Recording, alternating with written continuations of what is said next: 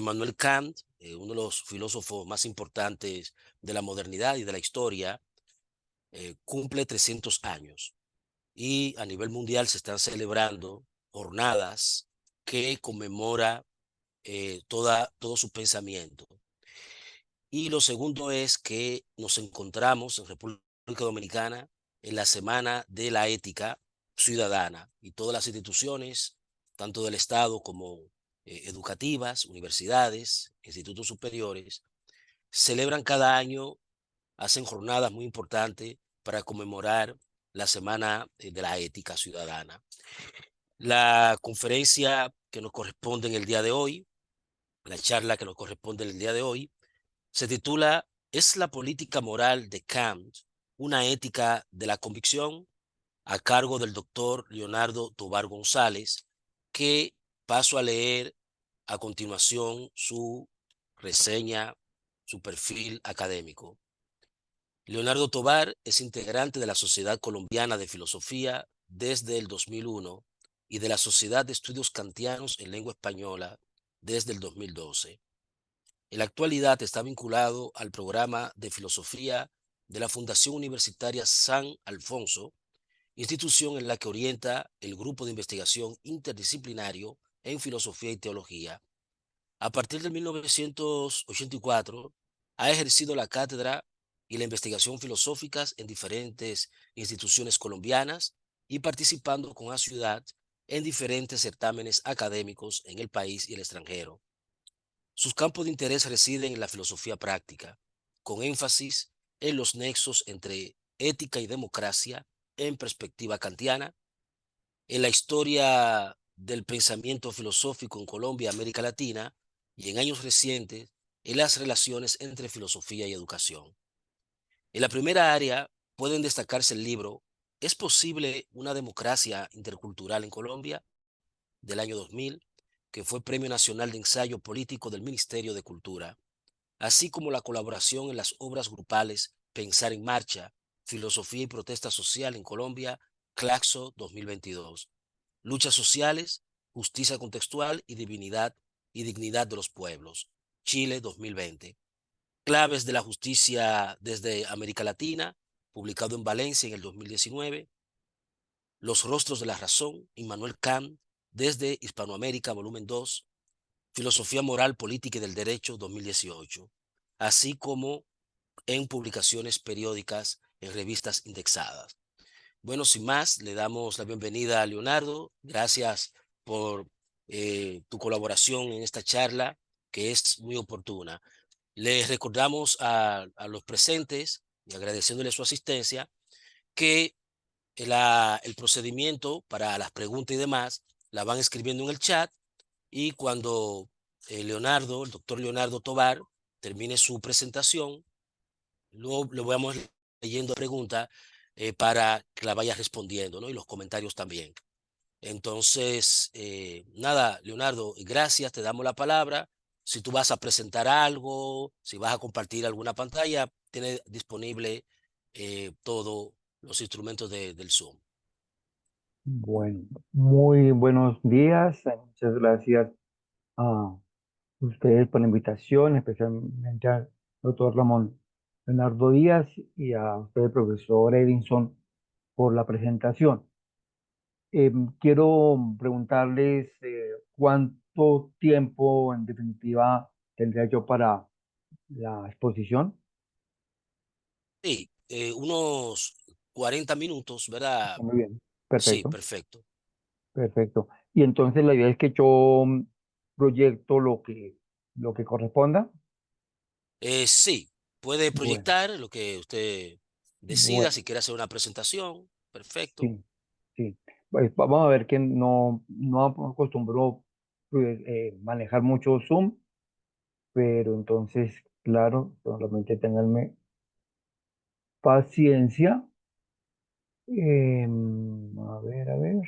Mm, Que quiero presentar lo que les decía de el fragmento Puedes de... darle al botón de abajo donde dice en inglés compartir pantalla, que es Sí, un cuadro verde. sí, ahí está el componente de pantalla, pero lo que no veo es lo que quiero compartir en este momento, que es la presentación de Sudáfrica. La tengo aquí abierta lista en YouTube, pero no me aparece en el Zoom. Sudáfrica ante la Corte, ¿será esto? Debe ser esto. Ahí está apareciendo, Está cargando la pantalla. está cargando la pantalla. Bueno, Sí, mientras se tanto ve un video de YouTube. exactamente, es lo que quiero pasarle en primer lugar. Bueno, entonces, antes de pasarlo y pues agradecerles, quiero comentar que yo algo que he pensado siempre y que incluso diría aprendido de Kant es que la reflexión filosófica debe ser en relación con los procesos históricos del presente, la ontología del presente que dijo Foucault a propósito precisamente de Kant. Y ustedes están en su semana de ética ciudadana, donde habrá asuntos muy locales de pertinencia de esta reflexión ética y política kantiana, lo mismo aquí en Colombia, desde donde les estoy hablando, pero pues me pareció que podía ser oportuno sobre un evento de ciudadanía mundial, como es pues el conflicto, llamémoslo así, en Medio Oriente.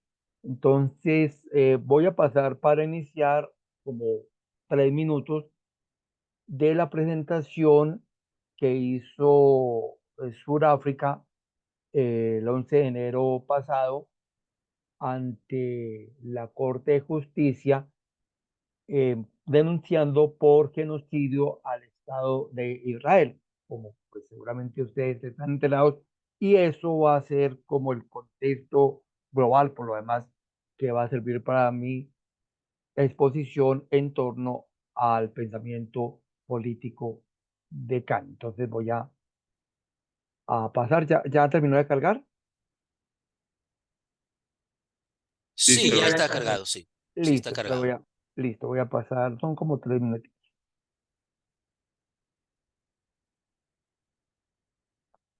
Militares israelíes que van aparejadas de las acciones del ejército israelí sobre el terreno.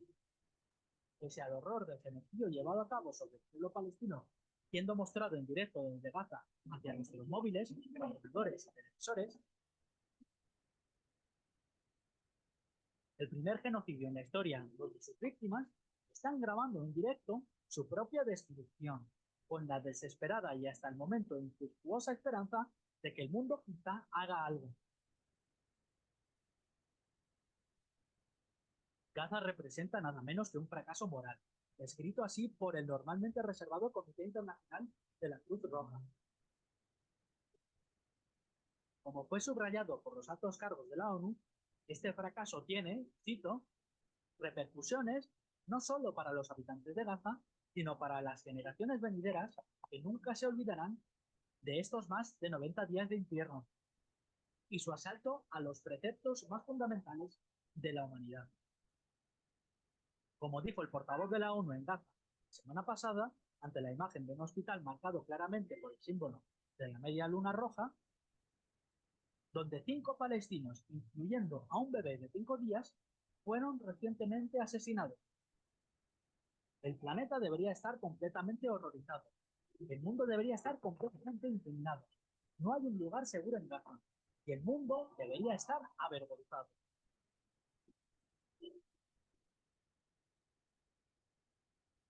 Doña Presidenta, miembros de la Corte, en conclusión, les muestro 2 fotografías.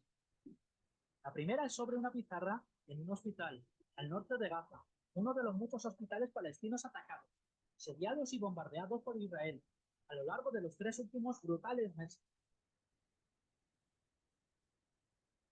La pizarra ya no organiza operaciones quirúrgicas. En vez de ello, presenta solo un mensaje escrito a mano por parte de un trabajador de Médicos Sin Fronteras. En la pizarra se lee: hicimos lo que pudimos. Recordadnos. La segunda foto es de la misma pizarra, después de un bombardeo israelí sobre el hospital el 21 de noviembre. Este ataque mató al autor del mensaje, el doctor Mahmoud Abu Narjaila, junto a 2 de sus compañeros. Poco más de un mes después, durante un sermón emocionante impartido por una iglesia en Betlén, día de Navidad, el mismo día en que Israel había matado a 250 palestinos, incluyendo a al menos 86 personas de la misma familia, masacrados en un mismo ataque sobre el campamento de refugiados de Maghazi,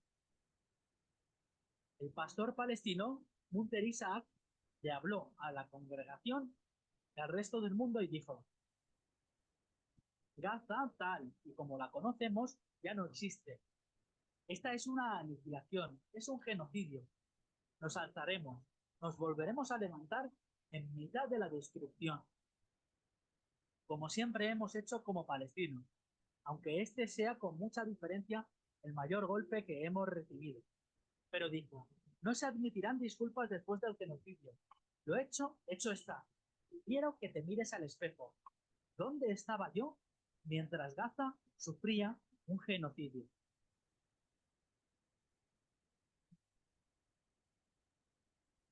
Sudáfrica está aquí, ante esta corte, en el Palacio de la Paz. Ha hecho lo que ha podido. Está haciendo lo que puede. Al iniciar estos procedimientos, al buscar medidas provisionales contra sí misma, al igual que contra Israel, Sudáfrica, de manera humilde y respetuosa, le pide a esta honorable corte que haga lo que está en su poder y que ordene las medidas provisionales que he requerido de manera tan urgente para prevenir más daño irreparable sobre el pueblo palestino de Gaza, cuyas esperanzas, incluyendo la de su propia supervivencia, están en manos de esta corte. Este caso ha sido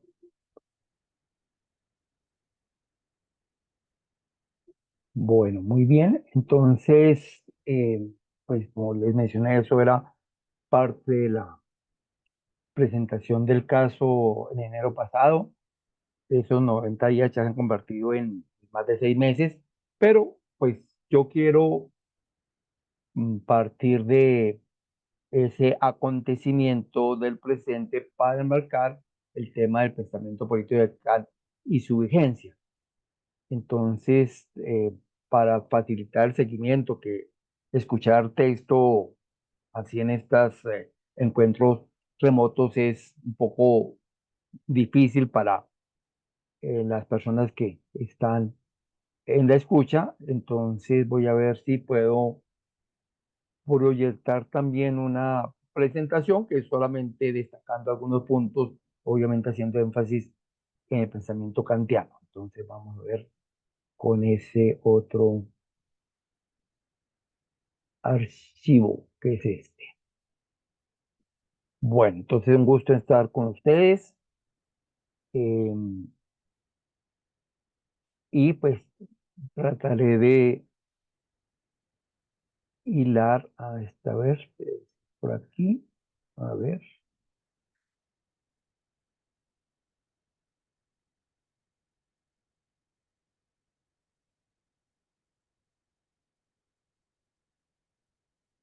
Ahí lo que hice fue ponerlo en pantalla grande allá. Bueno, entonces, listo. Entonces, voy a ir leyendo, ir exponiendo aquí con el respaldo de algunas filminas, como se decía en mi tiempo. Sin proponérselo, la acusación que el pasado 11 de enero de 2024 presentó ante la Corte de Justicia de La Haya la República de Sudáfrica contra el Estado de Israel por el genocidio perpetrado contra la población palestina en Gaza puede considerarse de facto la mayor expresión de la vigencia del pensamiento político de Kant a los 300 años de su nacimiento, que se cumplen exactamente hoy, 22 de abril de 2024. Pero a la vez una prueba fehaciente de enorme distancia que nos separa de la religión histórica de sus postulados. Previamente, el secretario general de las Naciones Unidas había expresado frente a la inmisericordia matanza de niños, mujeres y civiles que asistimos a un fracaso de la humanidad, corroborando la advertencia kantiana según la cual la violación del derecho en un lugar de la tierra repercute en todo. Esto lo dice Kant en La Paz Perpetua. En general, los textos con los cuales voy a respaldar mi posición son tomados de esa obra. Que sea precisamente Sudáfrica, el país que por casi un siglo padeció el más ominoso apartheid. mm, pues la segregación, digo porque no sé si hay un público de estudiantes, pues me refiero a la segregación sistemática de la población africana negra en ese país y ese apartheid con el respaldo del mismo gobierno israelí, por cierto. Bueno, el que sea Sudáfrica el que ha enfrentado esta demanda, el que ahora se adelanta a las demás naciones, a las demás naciones en la indolente cuando no cómplice comunidad internacional y hace lo que puede, como decía la abogada, y se pronuncia contra la limpieza étnica colonialista impulsada por el Estado de Israel desde su fundación, podría reputarse como una aplicación en el derecho internacional de la regla del juicio kantiano de ponerse en lugar del otro. En tanto, el padecimiento padecido antaño por los habitantes originarios de África a causa de los Boers les hace inadmisible hoy el sufrimiento infligido hoy por los judíos invasores a las personas palestinas. En cambio, la conducta adoptada por la clase dirigente israelí constituye la más flagrante violación de este principio, pues con la disculpa histórica de no permitir nunca más el genocidio infligido por los nazis contra judíos europeos durante la Segunda Guerra Mundial, justifican el genocidio que ellos ponen a los palestinos, como si haber sido víctimas en el pasado los dotaron un manto de impunidad que los exonerara por siempre de sus responsabilidades como victimarios en que se convirtieron en un guiño histórico trágico, identificándose con sus verdugos y no con sus antepasados inmolados, cuya memoria proclaman defender, tal como la película Zona de Interés lo hace presente. La película Zona de Interés, que fue la que ganó el Oscar como película de no inglés. Mi argumento aquí para presentar es que frente a la regla de- del juicio de Kant de que debemos procurarnos ponernos en lugar del otro, los surafricanos se han puesto en el lugar de las víctimas y por eso han promovido esta denuncia, que ahí se ha estado instruyendo y pues por supuesto han sucedido más cosas en estos 4 meses. Pero parecería que Israel, o por lo menos su dirigencia, se puso en lugar del otro, pero terminó poniéndose en el lugar de los verdugos. Bueno, esa es la propuesta. Bueno, en la misma lógica humanitaria kantiana, que la acción terrorista de los comandos de Hamas el 7 de octubre de 2023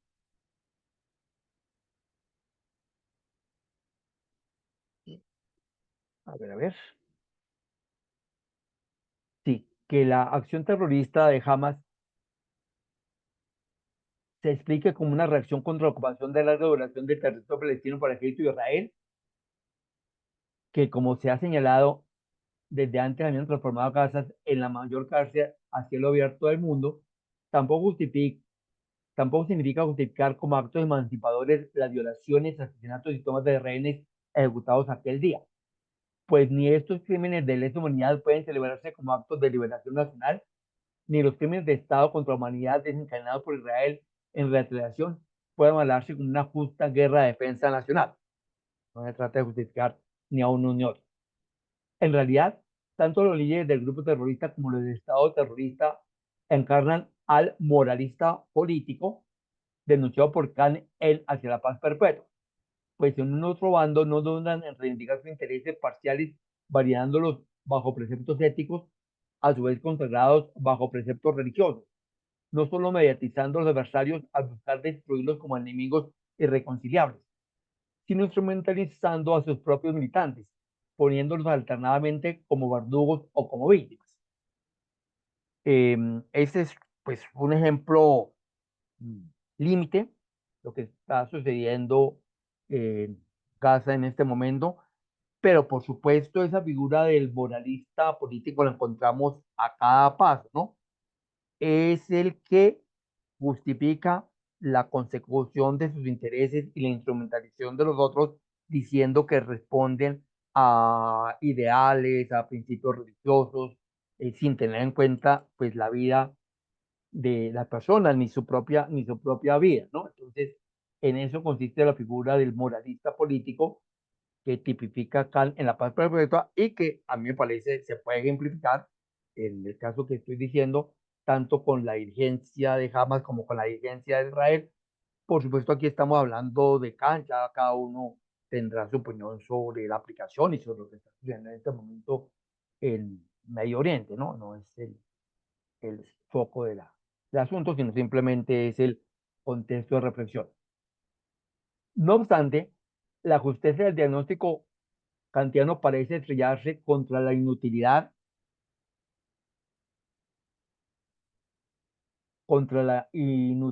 de su alternativa ética contra la guerra.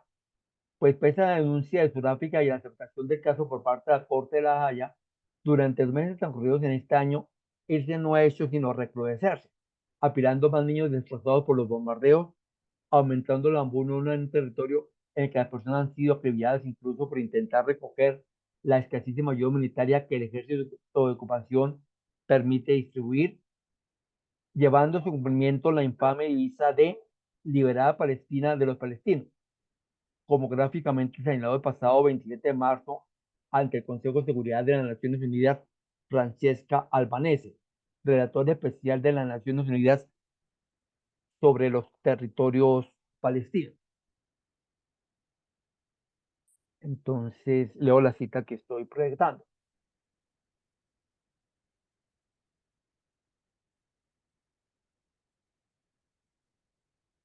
Dice la doctora Albanese.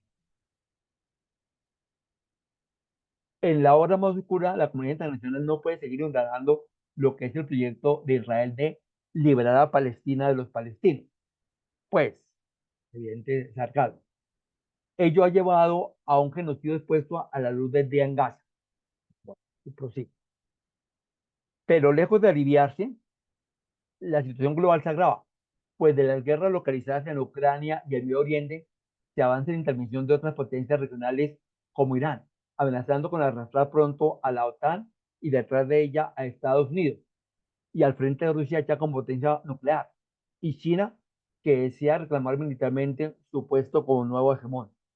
En realidad, cuando según algunos especialistas la tercera guerra mundial ya se ha desencadenado, el fracaso de la humanidad en Gaza significa ni más ni menos el fracaso de la política moral y la paz entre los pueblos anheladas por Kant.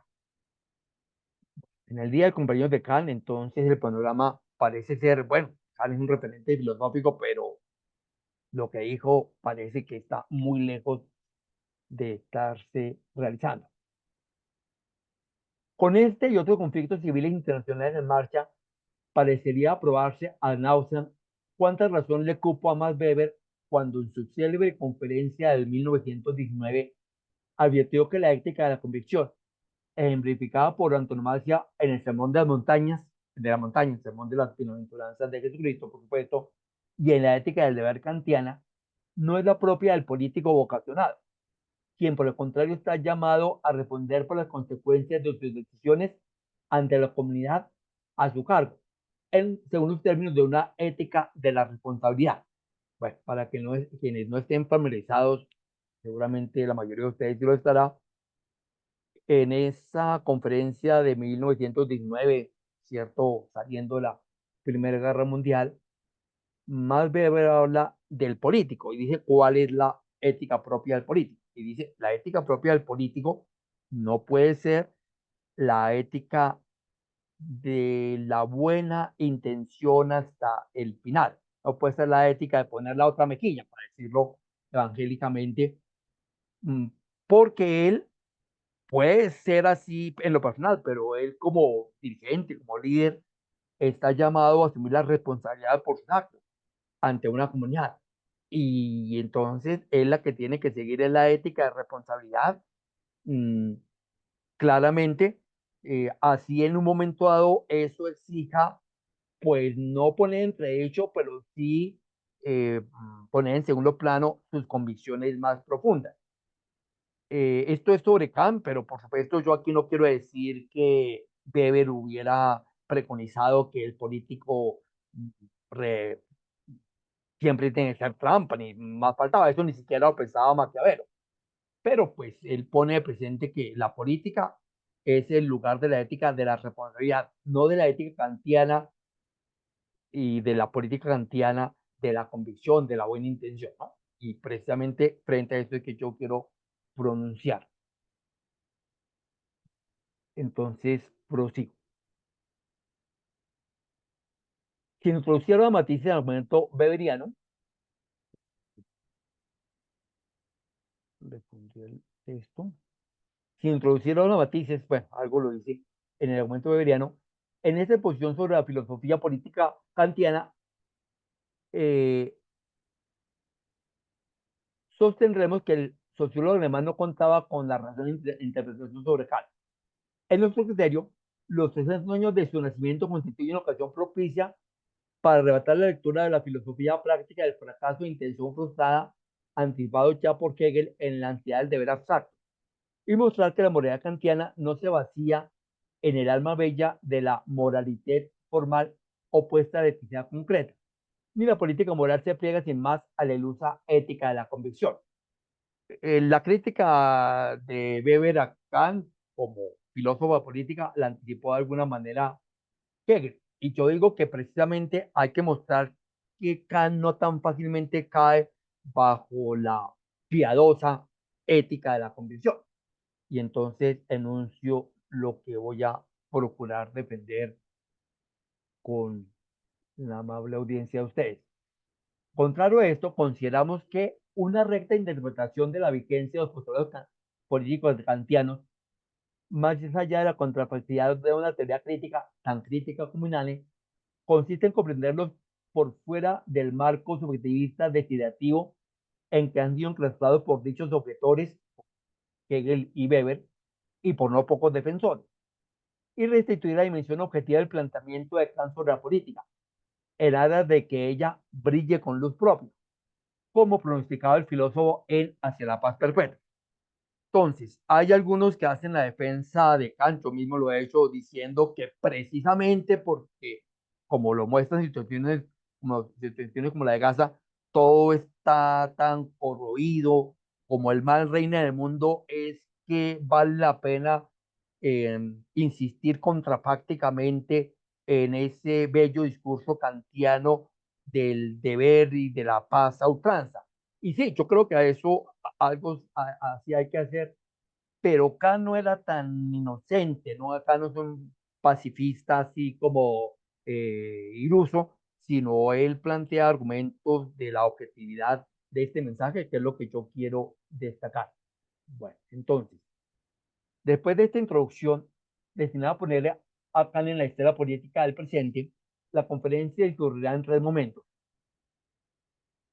En el primero, ofreceremos una síntesis amplia de las reflexiones kantianas sobre la política, destinadas en especial a quienes no hayan tenido oportunidad de acercarse a la obra de nuestro filósofo, pensando en personas que no hayan tenido esa iniciación. Digamos que va a ser una exposición escolar.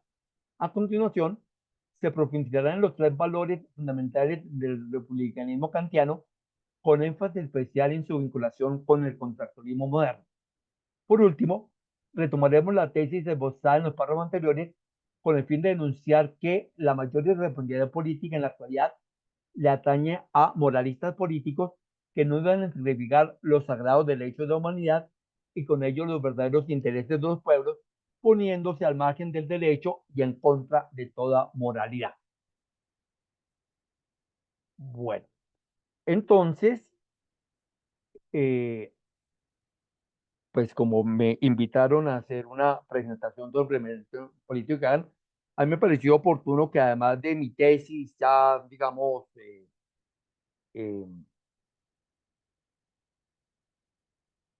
catedrática, pues hacer algo de exposición para que todo les quede eventualmente de material ya sistemática, pero obviamente sintética sobre el pensamiento kantiano. Em, y por eso, pues eh, voy a comenzar por hacer esa exposición, en donde, por cierto, habrá elementos que seguramente ustedes podrán vincular muy claramente ya con el problema específico de la ética ciudadana en el cual están interesados en esta semana, como siempre debemos estar interesados. Entonces, el pensamiento político de Kant se inscribe en el amplio marco de su filosofía práctica, referida al examen de las condiciones de posibilidad del uso práctico de la razón. A diferencia del uso teórico propio del conocimiento, que presupone un estricto determinado causal como condición para la explicación científica, el uso práctico se basa en el factor de tal como ratio descendi, que permite evaluar normalmente las acciones humanas. Bueno, sin embargo, como quiera que no somos dioses sometidos por definición a la ley moral, debemos funcionar 5 niveles o instancias que articuladas permiten la realización de la libertad. Estas instancias son la instancia propiamente ética, la instancia religiosa, la instancia histórica, la instancia jurídica y propiamente la instancia política en sentido estricto. Entonces, esto simplemente es ofrecerles, como está en pantalla, el corpus propiamente político de Kant, más allá de que hay mucha dimensión política en su obra. Entonces, las obras del corpus específico, digo esto para estudiantes que están iniciando, sería el texto, el opúsculo de 1793 hacia la paz perpetua, que Kant, que el título original es si esto vale en torno al dicho, esto vale para la teoría, pero no sirve para la práctica. El otro texto sería hacia la paz perpetua de 1795. El otro texto propiamente del cuerpo político sería los pasajes sobre filosofía del derecho en la metafísica de las costumbres. Todas estas son obras de la última década activa de Kant, podemos decir, especialmente los pasajes sobre el derecho público. Y por último, la segunda conferencia del conflicto de facultades, que es el replanteamiento de la pregunta sobre si el género humano se halla en constante progreso hacia mejor, que es donde Kant hace su elogio de la Revolución Francesa, dejo ahí la referencia. Bueno, entonces, como el tiempo pasa, entonces voy a centrarme ya en los principios fundamentales de la filosofía política kantiana, tal como los pone especialmente en teoría y praxis. Y esos principios, a mi manera de ver, recogen, pero incorporándolos con diferente interés, a los principios de los contractualistas que lo antecedieron. El pensamiento político de Kant se puede vincular al contractualismo moderno, representado evidentemente por Hobbes, por Locke y por Rousseau. Yo lo que digo es que de alguna forma Kant reconfigura el pensamiento de sus autores. Y en primer lugar, con respecto a Hobbes, está el principio de igualdad civil de todos los ciudadanos, en el caso de Hobbes ante el Leviatán, en el caso de Kant ante la ley general para todos. Con la igualdad entre la ley civil de todos y cada uno de los integrantes del grupo social en su condición de súbditos, es perfectamente equiparable al sometimiento común de todos y cada uno al soberano en Hobbes como requisito indispensable para la seguridad y la paz interna. La aparente inconsistencia en que habría incurrido Kant al expresar luego su admiración rayana de entusiasmo por un pueblo que se ha dado a sí mismo una condición civil, después de haber consignado en teoría de praxis y reiterado en los principios del derecho la absoluta prohibición de un derecho legal de rebelión, se disuelve cuando reparamos en que la igualdad predicada por ambos filósofos tiene distintos referentes. En efecto, en el pensador anglosajón, en Hobbes, la subordinación igualitaria de los súbditos se predica respecto a la persona moral o jurídica del soberano, sea este concebido bajo la figura individual de un monarca o colegiada de una asamblea. Mientras en el autor prusiano, los súbditos son iguales frente a la ley, no a un hombre o conjunto de hombres. Entonces, voy a dejar eso en cuanto al principio de igualdad ante la ley, que recoge la soberanía de la ley, donde la ley vendría a sustituir la figura histórica del Leviatán Jovesiano. Pasemos ahora a la vinculación con la libertad en Locke.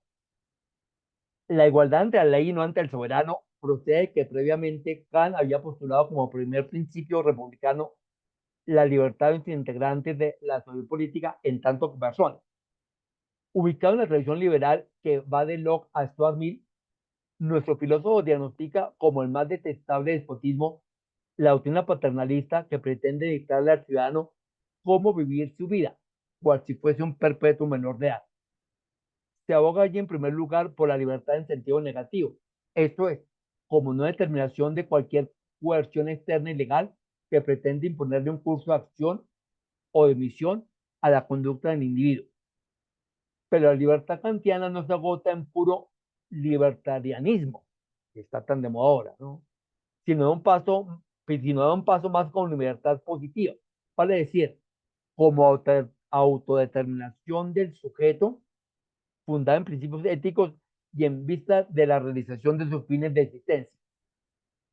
En este punto, la mayor contribución de Kant reside, a mi parecer, en haber provisto de un esquema consistente la conciliación entre la libertad como no determinación, libertad de, como autodeterminación, libertad para, y como determinación legal, libertad jurídica. El individuo no es libre porque haga lo que quiere, siendo un puro espontaneísmo, sino porque sea a sí mismo la ley de su conducta en la máxima moral y está dispuesto a universalizarla en un principio objetivo. En el escenario político, el derecho acota dicha universalización en los términos del contrato originario, tal como lo concibe la Carta Fundamental que le dio vida legal a la sociedad civil. ¿Qué? Carta legal que tiene relación con la constitución específica en cada país, obviamente según su tradición jurídica. Bueno, y por último, cómo el pensamiento político de Kant recoge el mensaje democrático de Rousseau.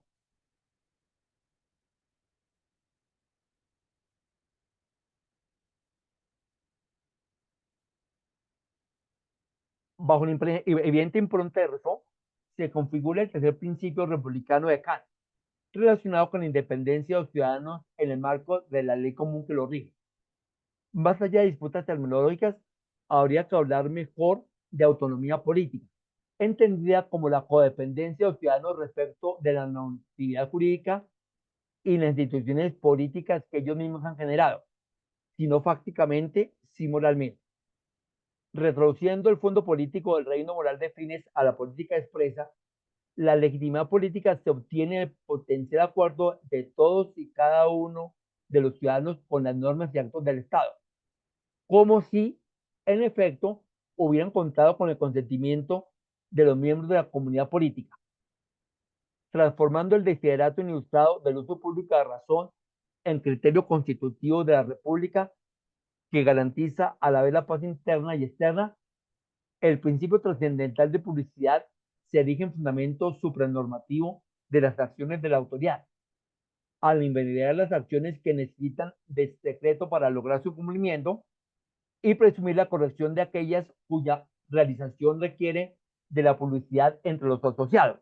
Yo creo que este último punto de la publicidad es muy importante porque hace referencia al deber de transparencia en nuestras relaciones públicas, precisamente en áreas de la ética ciudadana, como ustedes están reflexionando durante esta semana en República Dominicana. Y Kant establece ahí dos principios correlacionados. Que yo quiero advertir, no es que Kant piense que eso agote la acción política, pero es un criterio. Un criterio es si una norma requiere esconderla para que tenga éxito, eh, entonces ya es una norma ilegítima. ¿Por qué? Porque por definición, pues la comunidad a la cual se le guarda el secreto no pudo haber estado de acuerdo o en desacuerdo. Y el otro criterio correlativo es si el éxito de una norma depende de una activa publicidad, de una campaña para que esa norma tenga éxito, pues quiere decir que se puede presumir que es correcta porque depende de la voluntad general, para decirlo rutinariamente. Bueno, así en términos muy sincopados sería la presentación de la primera y segunda parte que es la presentación global del pensamiento político de Kant, en donde desde luego ustedes pueden relacionar. Ahora paso en la tercera parte a retomar mi tesis, precisamente de que no se puede considerar tan alegremente de que Kant es un simple filósofo de la convicción. Entonces voy a esto. Listo, ahí todavía me quedan algunos minutos, vamos a ver. Entonces, ética política y derecho en el pensamiento político de Kant. En dicho marco ético y jurídico normativo, el contractualismo, se inscribe la acción del político moral que en el opúsculo sobre la paz contrasta Kant con el moralista político. Dice Kant, sin duda, puedo imaginar un político moral para que los principios de la prudencia política pueden ser compatibles con la moral, mas no un moralista político que se forje en la moral según la encuentra adaptable al provecho del estadista. Está claro, el moralista político adapta según la utilidad del dirigente. Mientras este último, el moralista político, maquiavélicamente convierte la maximización estratégica de sus intereses en criterio orientador de la acción política, aquel se comporta según, aquel se comporta según el principio, la verdadera política no puede dar ningún paso sin haber disfrutado un previo homenaje de respeto a la moral. Como anunciamos en la introducción, no se piense que responsablemente Kant somete las decisiones políticas a la pura intención vacía, desestimando por completo las consecuencias de los actos, según la clásica oposición planteada por Weber en la política como ocasión. Por el contrario,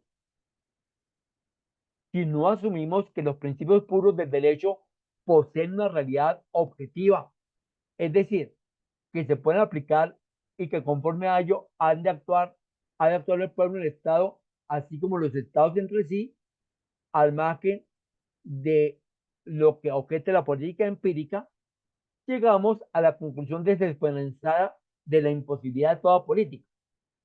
Pues, como advierte Kant en metáfora memorable, hasta un pueblo de demonios, vale decir, hasta una asociación integrada por individuos intrínsecamente perversos, sin ningún escrúpulo moral, debe concordar con la necesidad de fundar una república regida por el derecho, que posibilite la conciliación de las libertades de cada uno con la libertad de todos los demás.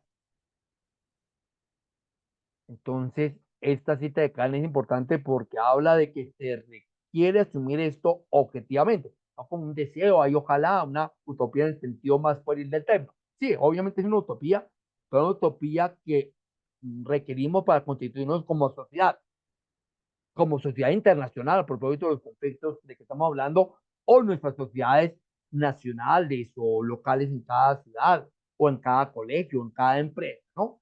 Si nosotros pensamos que la asociación con la ética es una cosa de un añadido, pues por eso es que estamos como estamos. Continúo.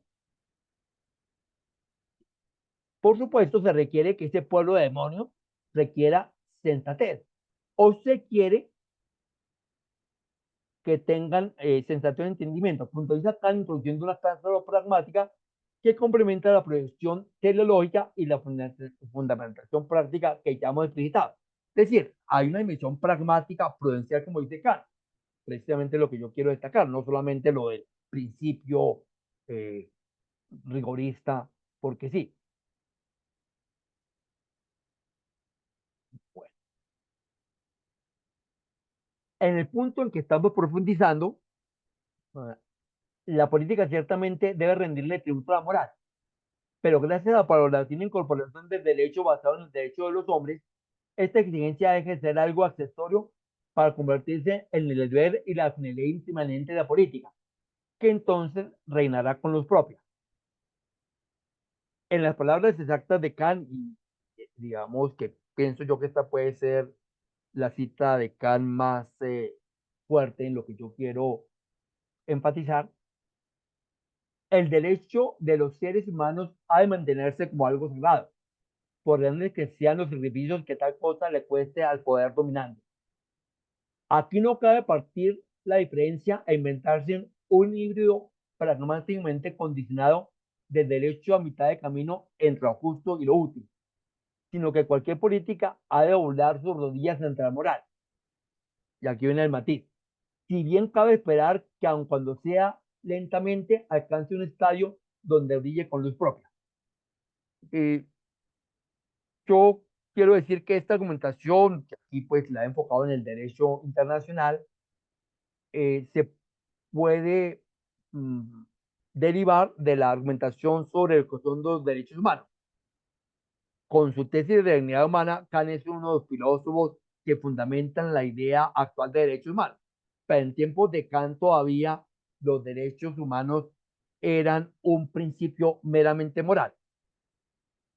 Y siguen siendo, por supuesto, pero después de la promulgación por las Naciones Unidas en 1948 de la Declaración Universal de los Derechos y de todo el desarrollo positivo de los derechos humanos, esto se convierte en un principio moral, pero también un deber jurídico. Yo creo que la denuncia de Sudáfrica, precisamente, y pase a paso, y sigue pasando lo terrible que está pasando, pero la denuncia de Sudáfrica es un paso para que en el derecho internacional, el derecho de respeto de los pueblos entre sí, también pase a ser completamente un derecho positivo, más contundentemente. Bueno, pues continúo, ya voy en la recta final.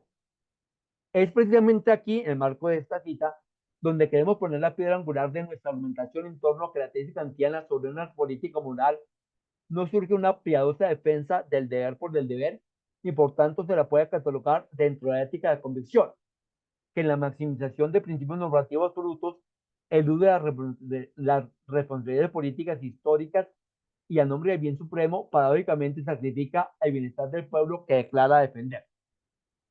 Si nos fijamos con cuidado, en realidad son los moralistas políticos los que suelen apelar a creencias trascendentes e incontrovertibles para justificar su misantropía, su odio a la humanidad y someter una especie de moralicidio a amigos y enemigos. Estos últimos transmutados en víctimas propiciatorias, aquellos en verdugos del bien. Porque no otra cosa es lo que ocurrió en Gaza a partir del pasado 7 de octubre, en que se configuraron dos fundamentalismos enfrentados para sembrar de sangre y destrucción la vida, honra y bienes de todas y cada una de todas y cada uno de los habitantes de la región. En cambio, el político moral comprende que los principios valen en cuanto no se destruyen a sí mismos, sometiendo la vigencia formal del principio a su realización efectiva. ¿O alguien cree que después de la incursión del 7 de octubre en Israel, la vida es mejor para los palestinos y está más cerca de la conformación de una nación palestina independiente? Recíprocamente, ¿alguien considera en serio que a mediano y largo plazo la vida será más segura para la ciudadanía israelí después del genocidio multidimensional perpetrado en Gaza para vengarse de aquel ataque, cuando todas las evidencias históricas apuntan a que precisamente aquel acto reprobable pero no injustificable sucedió como reacción contra 75 años de colonialismo, apartheid y ocupación? Al despedir el sexto artículo preliminar para la paz, Kant ya lo había sentenciado lapidariamente. Advertía a Kant, parece que hubiera estado comentando la situación actual. Una guerra de exterminio donde cabe el aniquilamiento de ambas partes al mismo tiempo y que en ello la desaparición de todo derecho, solo conducirá a la paz perpetua sobre el vasto cementerio de la especie humana, por lo que no cabe permitir ninguna guerra de este tipo ni los medios conducentes a la misma. Sí, se decía de Gaza que era la mayor cárcel a cielo abierto, pero parecería que se está acercando a ser el mayor cementerio a cielo abierto, como señalaba Kant. Y así, en esa cadena de venganza y contravenganza, se desata una cadena interminable de retaliaciones, en la que generación tras generación sufren infantes, mujeres y hombres a causa de principios deprimidos tan cínica como fanáticamente por quienes siguen la máxima antimoral, obra con la convicción de que los demás y tú mismo son medios para la realización de tus dogmas, nunca fines en sí mismos. Pues obviamente una parafraseo inverso del imperativo categórico. A esta altura, no faltará quien revisando el opúsculo sobre la paz arguya que Kant mismo da pábula a esa moral absolutista de la ética de la convicción al esgrimir la sentencia. Fiat justicia per al mundo. Es decir, dice Kant, impere la justicia pese a que con ello hayan de sucumbir todos los canallas del mundo. Saliendo por un momento del contexto geográfico en que hemos ubicado esta posición, el presidente Bukele aparecería como el más kantiano de los kantianos. Pero si nos fijamos con cuidado, hallamos que dicho postulado latino es un recurso retórico usado por Kant para defender el imperio de justicia frente a cualquier contemporaneización con el mal. Pero como advierte enseguida Kant, no hay que malentenderlo como una especie de autorización a usar su propio derecho con la mayor severidad, por lo que en ningún momento implica carta blanca para negar el debido proceso y saltarse el derecho. Por el contrario, el moralista político empieza allí donde para ser justo se detiene el político moral. El político moral dice, no, hasta aquí la inseguridad es muy grave y hay que plantear medidas absolutas y todo, pero no se puede violar el derecho de las personas. Y es lo que dice Kant aquí. El moralista político, es decir, el que utiliza maquiavélicamente, bueno, en el sentido más popular de maquiavélico, la moral, empieza allí donde para ser justo, donde está dentro de la justicia, se detiene el político moral, ¿no? Nuestra apuesta es cómo ser políticos morales frente a todas las tentaciones de ser moralistas políticos. Entonces, esto quiere decir que lejos de precipitarse a hacer justicia con su propia mano, el político moral está atento a garantizar los medios que legitiman los fines buscados, como señalaba Camus en cada inversión del lema atribuido a Maquiavelo. Camus lo decía claramente. No es que los fines justifican los medios, sino es al revés. Los medios justifican los fines. Y claramente no es la kantiana. Retornando a la esfera internacional, es por ello que la demanda jurídica de Sudáfrica en nombre de la humanidad contra el genocidio en Gaza constituye un paso fundamental en la actualización de la filosofía política kantiana. Gracias a la introducción del caso contra el Estado de Israel ante la Corte Internacional, la política moral fincada éticamente en el deber de humanidad ha adquirido objetivación legal y por tanto eficacia política, alcanzando, pase lo que pase, el bello con su propia, pronunciado por Kant. Con ejércitos de aquí a allá ya embarcados en la guerra, los indicios inmediatos no son nada halagüeños, pero en la estela de aprobación kantiana de la Revolución Francesa, consideramos que la denuncia interpuesta por un pueblo del sur a nombre del sagrado derecho de humanidad a la larga será reconocida como el signo rememorativo, diagnóstico y pronóstico de un nuevo republicanismo cosmopolita, en que los pueblos de la tierra se reconozcan mutua y efectivamente como sujetos de derecho. Y voy al último párrafo.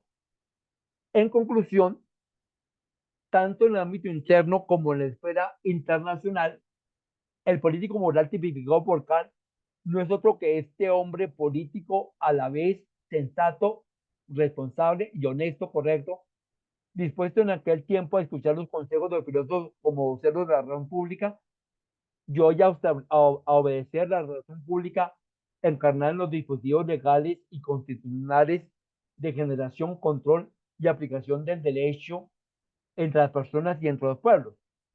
Todo ello bajo el escrutinio activo y permanente de los ciudadanos como sujetos de la soberanía democrática y voceros de la opinión pública mundial. Y la política moral potenciada por el derecho será el escenario de la plena responsabilidad de las personas y las naciones por el pleno derecho de todos los seres humanos. Pues como sostiene Kant en la metafísica de las costumbres, la humanidad misma es una dignidad. Muchas gracias, es un honor haber hablado con ustedes en este aniversario de los 300 años del nacimiento de Immanuel Kant. Gracias a ti, Leonardo, por tu maravillosa charla y presentación. Ahora dejamos un espacio para las preguntas y comentarios. Recuerden que pueden hacerlo a través del chat para ir entonces leyéndolas y respondiéndolas, ¿no?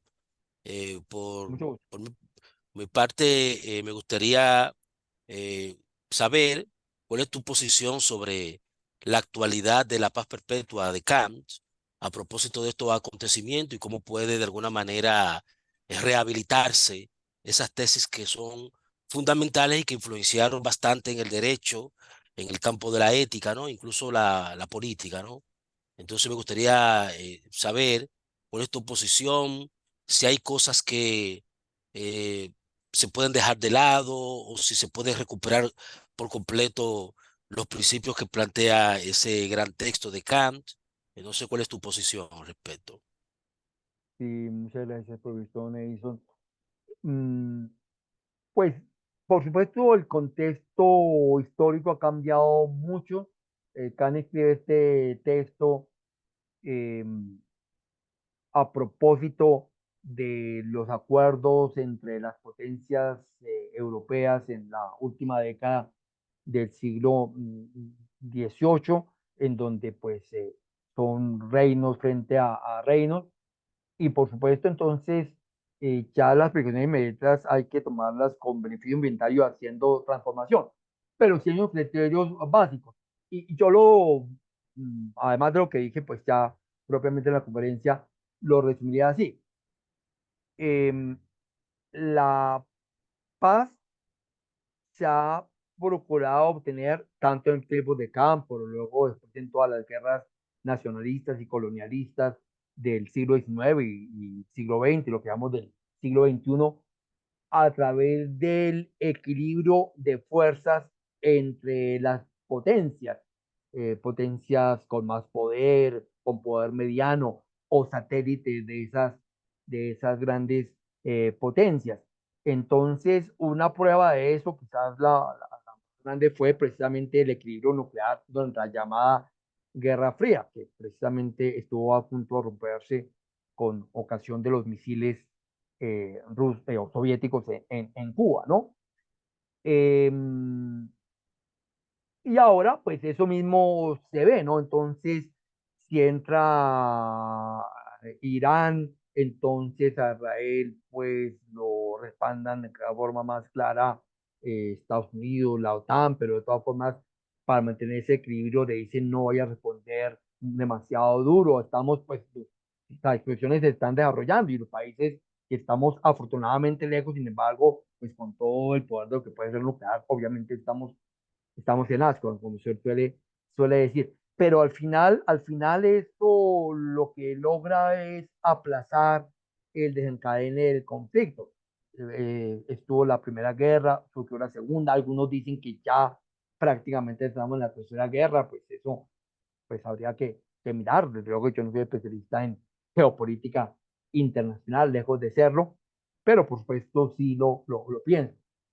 Entonces, Cal mismo muestra que ese equilibrio de fuerzas no logra nada y lo que se requiere es que haya una especie de normas generales, que haya un contrato social internacional, que así como superó la, la guerra en el interior de cada nación, trata de superarlo. Cada no aboga por un Estado general, que eso sería como peligroso, pero sí por una federación y en efecto, pues la actual Naciones Unidas está hecha inspirada, entre otros filósofos, en esa idea kantiana y haya ido funcionando con dificultades. El derecho de veto de las potencias en el Consejo de Seguridad es un ejemplo de ese equilibrio de fuerzas, pero yo pienso y por eso destaco tanto que la acción de Sudáfrica, así en lo inmediato no logre nada, es una forma de decir, bueno, aquí vamos a acordar unas reglas generales y el que infringe tiene que enfrentarse a un tribunal. Israel, el Estado de Israel ya presentó sus descargos sobre los cuales pues podemos pensar lo que consideremos, pero entra en una lógica diferente y eso se irá consolidando. Puede ser que no inmediatamente, pues si la humanidad sobrevive, para decirlo así, espero no sonar muy apocalíptico, puede ser que en 50 años, puede ser que para el cuarto centenario del nacimiento de Kant hayamos avanzado más en este derecho público positivo internacional, pero me parece que en esta estela Kant, pues su pensamiento del papel perfecto es una utopía, pero una utopía objetiva, no utopía de mera ensoñación. Por ahí diría, retomando cuestiones de las que se ha señalado en la exposición. Muchas gracias, Gracias por la Elsa. respuesta, Leonardo. Vamos a ver si hay alguna pregunta o cuestión o algún comentario de los participantes, de los presentes. Sí. Eh, pues como les comenté usted me dice, pero mientras voy Sí, comentando, como les comenté al inicio, pues yo, como para que tuviéramos un contexto común, pensé en esto de la política internacional, pero por supuesto, este mensaje kantiano y esta oposición entre el moralista político y el político moral es absolutamente fundamental, ¿no? Frente a, por ejemplo, los fenómenos de corrupción pública que padecemos en todo el mundo y muy especialmente en nuestros países, ¿no? sí, Entonces, el asunto es que muy alegremente pensamos que las cosas solamente pueden funcionar si recurrimos al atajo, si nos precipitamos en buscarle la comba al palo, decimos, la trampa a la ley, sea como ciudadanos en búsqueda de nuestras necesidades, o sea, ya los que ejercen en diferentes niveles la administración pública o el mando supremo, ¿no? Y aquí el asunto son dos cosas, por lo menos. Una, que al cabo, en últimas, si de éxito se trata, si de eficacia se trata, la mayor eficacia, el mayor éxito se adquiere respetando el derecho de todos fincado en las leyes positivas. Y si las leyes positivas tienen fracturas, tienen vacíos, pues precisamente ahí está la acción legislativa impulsada por la ciudadanía para que esas leyes cada vez sean más ajustadas a las necesidades de la comunidad. Al cabo, esta es casi una cita de Kant. Al cabo, la mejor política es la moral. Si se trata de éxito, si se trata, porque lo otro aparentemente es un éxito, pero al final resulta la persona implicada, por ejemplo, en un proceso jurídico, o resulta pues el malestar ciudadano en general, que lo vemos en todas las encuestas de falta de favorabilidad de la clase política en todos nuestros países. Bueno, pero más allá de que la mejor política sea la moral, el asunto es que eh, somos seres comunitarios y como seres comunitarios en el desarrollo de nuestra autonomía, de nuestra libertad, estamos llamados a tener en cuenta los derechos del otro porque hacen parte de mis propios derechos. Pues aquí de pronto podemos citar algo que es el poema que sirve de inicio a la obra de Hemingway, ¿Por quién doblan las campanas?, ¿no? No somos una isla, somos puentes que nos conectamos entre sí, por lo tanto, la vida de nadie nos es indiferente y ese principio moral también debemos llevarlo a la política, sea como ciudadanos o sea como dirigentes. Entonces, quería hacer ese énfasis en función ya de la ética ciudadana de todos los días, ¿no? Por si a alguien le parece muy abstracto esto, que no lo es, sin embargo, de la política internacional. bien, aquí hay un comentario de Candy Caminero que dice Gracias. las leyes negativas en la filosofía de Kant, ¿cómo son? Ujú. Sí, cómo no. Eh, Kant eh, establece leyes negativas o de restricción o leyes afirmativas. Yo lo quisiera relacionar con el principio de publicidad o diríamos hoy de transparencia del que les hablé, que lo enuncia Kant en uno de los apéndices de la paz perpetua, cómo no. Entonces, una ley negativa, en sentido negativo, es la que le dice al mandatario, al administrador público, llamémoslo así genéricamente, que no ponga disposiciones que impliquen ocultárselas a la comunidad, vale decir al pueblo, para que tengan éxito. Kanye estaba refiriéndose en el momento a que había tratados que hacían los estados, pero prácticamente en la letra menuda decía que cuando el rey quisiera que ese acuerdo con el otro reino no valiera, no valía. Eran acuerdos de mentira.